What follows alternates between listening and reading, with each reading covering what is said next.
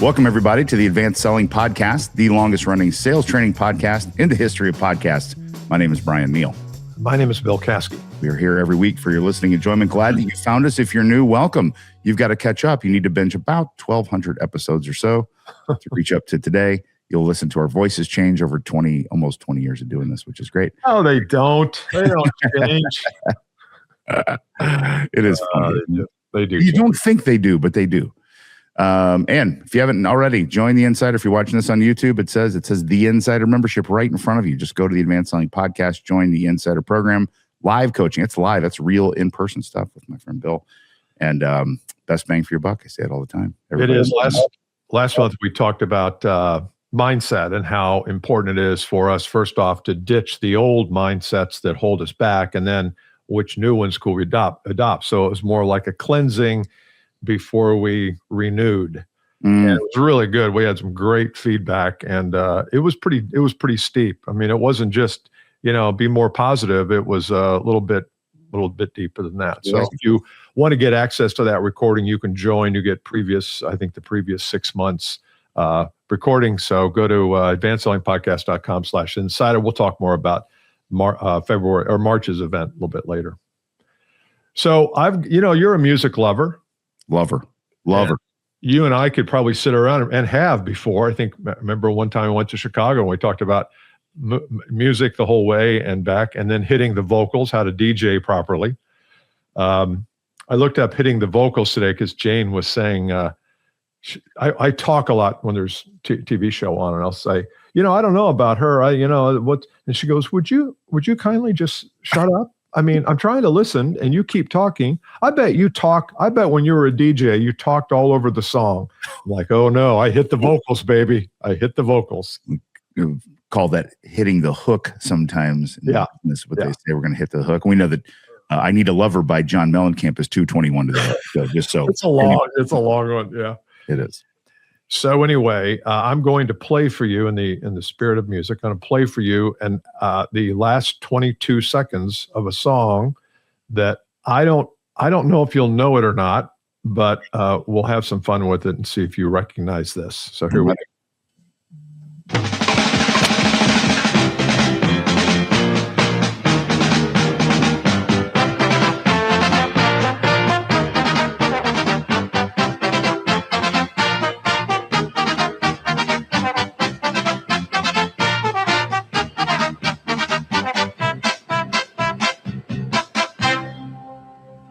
Dang.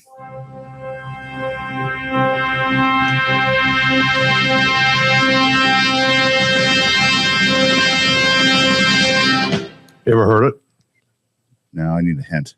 Oh, you haven't heard? You don't think you've ever heard it before? I guarantee I've heard it before. Oh, I don't think I have, but it's not familiar to you. Yeah. Well, if it's not familiar, it's hard to guess. You can probably guess the group if you lived in the. Is it Chicago? Chicago. It's Chicago, yeah. Right? Yeah. Like I know the end of Hard to Say I'm Sorry, which is another horn section. It's not the end of 25 or 6 to 4. No. It's obscure, right? It's a little less popular than 25 or Saturday in the Park or something. Yeah. Some people listen to like. I know. This is talking about all the millennials and Gen. We do have some 45 to 60-year-olds listening. And you know what? The younger generation is kind of into the old music. They are. They should find Chicago. You should go find the band Chicago and just give them a chance. Yeah. Give them a play. Okay, I give. What is it? Make Me Smile. Oh, Make Me Smile. That's good. Oh, that's really good. Because the song doesn't sound anything like that. I mean, there's a lot of horns still, but the background there. I was playing that for a client the other day because I like just to have some fun with music. And the client, the CEO is probably 55. And he goes, hey, if you guys ever depressed, go listen to that song. Yeah, it really is. It's an uplifting song. And Chicago's great. Okay. So topic today is a little bit more music, but we're going to take some sales lessons from it. If you watched the Super Bowl, you doubtlessly saw Charlie Puth, who was the national anthem singer and artist. And he did an awesome job. I had never heard of him before. My daughter, Kara, loves him, and you apparently do too. Yes. But I'm going to get access to his music because I really like him. But he told a story, on TV. I know you were at the Super Bowl, Bryan, because of your NFL relationships. But we didn't see Kenny G on the field. Kenny G is a famous, what does he play? Soprano saxophone. Soprano saxophone. Mm-hmm. And we didn't see him on the field because they didn't highlight him. All we saw were, the choir, but he was at the very end of the choir. But it turns out that Charlie Puth wanted to have a relationship, wanted to get to know Kenny G. And so this was a year or so ago, which precipitated their relationship, which led him to ask him to be a part of the Super Bowl national anthem. But anyway, he wanted to get a hold of him. And so he was working on a song for his new album, Charlie was, and he sent like the bass line. I don't know. He sent him something that was like an audio, 30 seconds of audio from the song with him singing, but it wasn't super dressed up. It was just kind of the raw audio with him singing. And he sent it to a few people who knew Kenny G, but he never heard back. So a couple of weeks later, he thought, you know what? I got to level this up a little bit. So he went out and got a choir, and the choir sang the background on the song that he sang, and he put some guitar in there. He started to dress it up a little bit, sent it back to Kenny G again. Didn't hear from him for a couple of weeks. Then he gets this text. Text says, KG here. See if you like this. And it was Kenny G layering the saxophone underneath or over the music he had already sent. And so it was almost like a finished product when Kenny G, and that blossomed into a great relationship, and they do a lot of work together now. But I thought the lesson there for me is, you can call somebody until you're blue in the face or send out emails, but sometimes you have to do something special to get attention. Yes. And it's okay to invest in that specialness. I know you send gifts and you send items, and I don't think we do a lot. I do some videos that I would say are a little more special than an email, but I need to ratchet my specialness game up. And he didn't stop with one. He sent a couple, and just good things happened and it was all about generosity for Charlie. He was generous. He wasn't begging him to come play. He said, look, I think this could be good for you in addition to me. Yes. That I love. I'm not on any social medias other than LinkedIn, if you want to call. I don't really call that social media, but then I'm a consumer of TikTok. I just enjoy watching. I learn a ton there. But Charlie Puth is one of the greatest people to follow on TikTok for all sorts of reasons. And so I heard some of his backstory by following him on TikTok. He did a couple of other collabs. He did a collab with Michael McDonald. Also, he's putting this album in, and there's so many sales lessons here that I think in this whole project for Charlie. And he's just a really down-to-earth, humble, super talented guy that could be way more cocky and act way more important than he does, and is brilliant. I thought there's some really good sales lessons in this. The first one for me, and you just hit it. We talk about it all the time. We talk about our intentions, and I thought it's really cool that and if you follow Charlie Puth, he's this way. He admires those guys so much for what they did for music, their musicianship and everything, both Kenny G and Michael McDonald. And he wanted to collab with them out of respect almost to do something with them. Like he's the learner in the thing. We can, and I think in selling, we want too often, we do all these things to get it for us. So we get the win, so we get the contract, so we get the prize, so we can go on President's Club. And Charlie Puth's not going, I want Michael McDonald on my music so that I can win a Grammy. He's like, I want Michael McDonald on my music because he's a musical genius. And because I owe it to him. Because I'm obligated to he came before me and I stand on his shoulders, and without him, it would be slightly different today. Yes. And when you approach that, and even in today's modern, every sales book, sales coaching, Medic, Challenger, Spin, Sandler, all of them have intention behind them that's selfish, in my opinion. Every one of them. I agree. Every one of them. And some pretend like they don't, and they still do. Yeah. And I'm like, and this is just the purity of what's in your heart to figure out, do I really want this client, and why do I want it? And so that's the first thing. The jump for me is his intention was really, really clean. Yeah. I think getting back to sales methodologies, I think a lot of times I always say that most of them have a through line, and the through line is what do I need to say or do to get the business? Yes. And it's that way in almost all sales methodologies. And unfortunately, I think that does more to harm your prospects for achieving goals and hitting the numbers and acquiring clients than what you and I have been talking about for years, which is let's go in and see if we can help them. And if we can, we will present an offer or a solution that's useful and clear to understand, and then they can decide whether they can work it or not, whether it's right or not. And I know that sounds like, well, we do that. Well, we do that, but then we throw in manipulative techniques. I'm not saying our listeners do, because they've listened to us long enough, but there's all these manipulation strategies that kind of ride along with that through line. What do I need to say or do? And I think the other is so much cleaner, and it's so much more successful. If you want to look at yourself and say, can I make more money with this approach than the other approach where I'm trying to persuade and convince and defend and do all these, wrinkles and turn myself into a pretzel? Yeah, you can make more money the better way, the simpler way.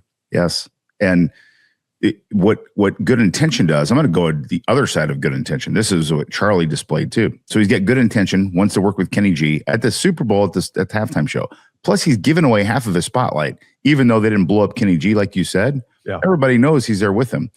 And so when you do have good intention, what you're free to do is you are free to paint a vivid vision picture and be ultra persistent, because you're clean, because you're doing it all for the right reasons, which is what, as you mentioned in the story, Charlie reached out a couple of times and didn't get anything back.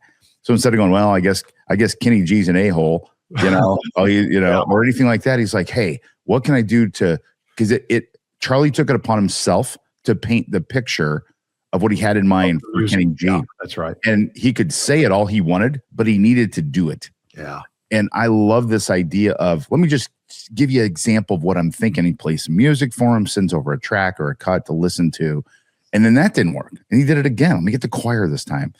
And in sales, I think too often we don't do anything to help paint a picture during the process of what life is like with us. Like, and people are like, well, what's the old Sandler thing? Don't spill your candy in the lobby or something like that. Is that a Sandler thing? Don't spill don't tell them too much too soon. Right, exactly. I'm like, Charlie should just only play 4 seconds of the clip. I'll play the other 10 later. He may steal it. Kenny G may steal it. Right. And Charlie would be elated if he stole it. Yeah, exactly. And so this whole concept of withholding, I'm like, I am such a fan of let's just do something for free here. Let me, on my dime, it's our duty to paint the picture, is how I look at that. Okay. It's not this hold back, you got to earn it stuff. It's totally different today. And I agree with you totally. And I think but yet there's a lot of stragglers, people who are still doing it the old way. And, but I think that's becoming more, it's becoming more evident that the old way, especially in a world where information is ubiquitous, and if it wasn't online at Google, it surely is with Claude or ChatGPT. So it's not like you have any kind of secret information. Yes. You probably don't. You think you do, you probably don't. It's so good. Yeah. So I thought that was I thought there was some lessons there in it. And anything else you have on that? I have one more. Yeah. And this, again, goes along the through line. I love this through line idea that Bill talked about earlier. How about we make the through line collaboration? Collaboration is the through line. When musicians get together, and I had some clients that are musicians, and we decided to get together and play some music. And I've never been in a band. I've always just played music on my own.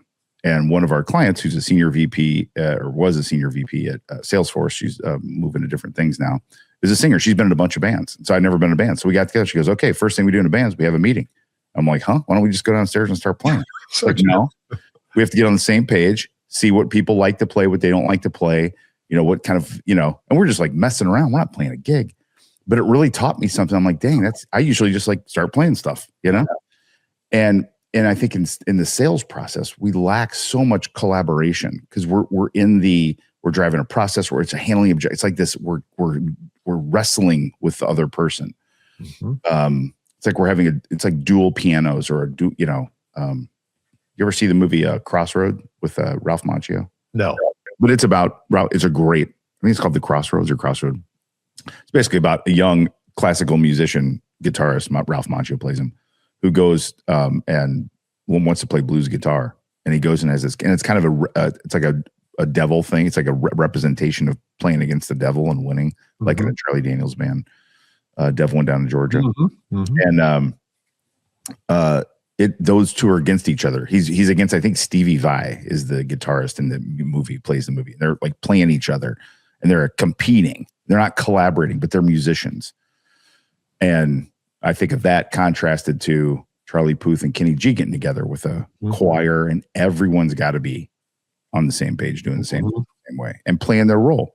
So you didn't hear about Kenny G. Kenny G played his role, didn't he? It was great. He was back. Yeah, because a guy like that could have said, and there's a lot who would have said, oh, wait a minute now, I want to be right behind you. I want to be on camera. I want to be right by the choir. I want to be, and I want you to acknowledge me several times. I mean, and I want to have a quick solo during the night. But that didn't seem like his style. A friend of mine went to a Kenny G concert about 2 or 3 years ago and said Kenny G stayed for 2 hours to sign whatever. He stayed for 2 hours. There was like 1,000 people in line, and he just stayed and stayed and stayed. And pretty special. I mean, that tells you a lot about him. Awesome. And I think that I love the collaborative through line. Yeah. If you're listening to this, you're like, what is my through line? Is your through line, you do anything, say or do anything to get the deal? Is your through line, I'm going to collaborate in a process to get to an outcome? And that's it, regardless of what the outcome is. But I stay collaborative through the whole thing. Yeah. And you can, and there's probably a separate episode that we could do on, well, how do you collaborate? I mean, you're collaborating with people inside your firm, probably. You might be collaborating with people outside the sales process who can bring value, like an expert, an author, a strategic partner, somebody who can come in and color up a little bit what you're doing. Or you can collaborate with other people at the client side. It's not just the person you're calling on. Maybe you could collaborate and say, let's bring some more people into this and let's have like a panel discussion. Let's get serious about this. So there's a lot of collaboration, but I think we think of sales as it's a lone gunman thing. Yes. Not anymore. It's me and her. It's me and him. And it's just, we're going to battle it out on the battle. And it's like, oh no, that's the worst. That's the worst thing. Because the more you collaborate, I mean, within reason, the more velocity starts to happen and momentum starts to build, and the wheel starts to go downhill a little bit faster than you trying to push it uphill with one person. I love that. Let's do that next time. Let's do like what collaboration in the sales process looks like. Okay. All right. With the world. Okay. If you want to get your hands on the Insider program, meets once per month for 75 minutes. We talk about it on here a lot. Go to advancedsellingpodcast.com/insider. You'll see March, April, and May's curriculum, and I'd love to have you there. And it's at noon, usually the first Friday of the month from noon to 1:15 Eastern. And we'll see you next time. See you next time. Cheers. Bye.